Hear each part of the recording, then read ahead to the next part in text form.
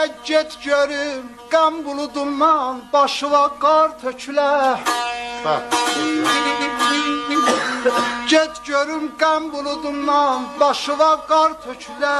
Durduğun yerdə rəqibə ləb yarın öpülə.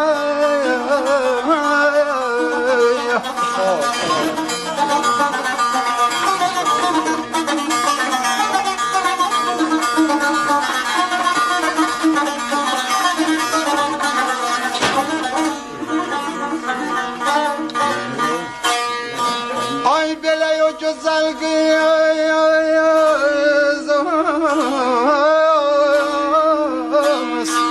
o gözəl qız sənə baxdıqsan həqarətlə gülə. Dərd əlindən düşəsən dağlara, dərbəndə çölə.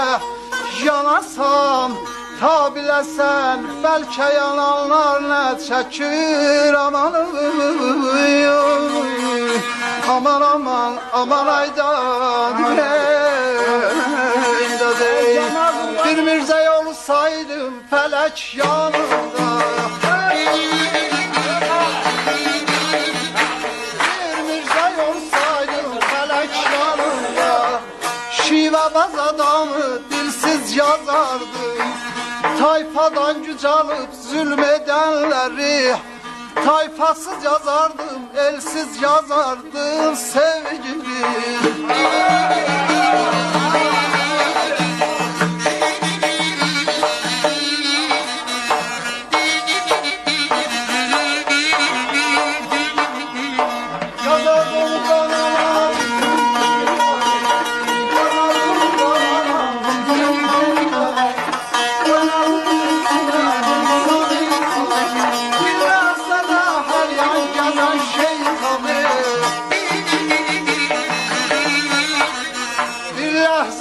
Her yan gezen şeytanı ayaksız yazardım, elsiz yazardım.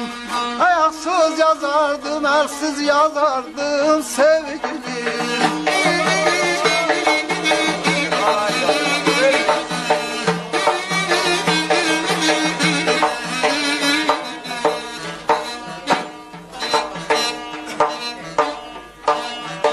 Ay İsrafil yaxşı bilmə yavanı, ay İsrafil yaxşı bilmə yavanı.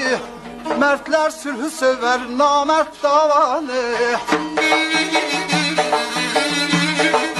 Hayasız qızları, alçaq cavanı, hayasız qızları, yüngül cavanı.